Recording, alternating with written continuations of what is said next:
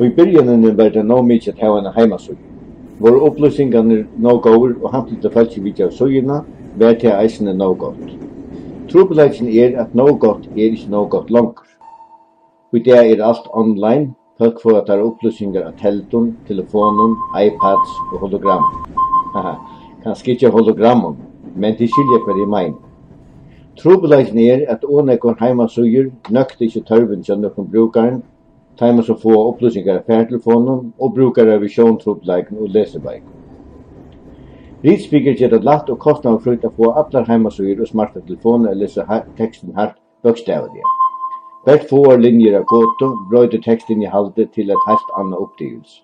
Ved en yngste rød mittlen rikve av tungumalen, her mittlen eisen nutju førske røddene, innsett kodene og så klart.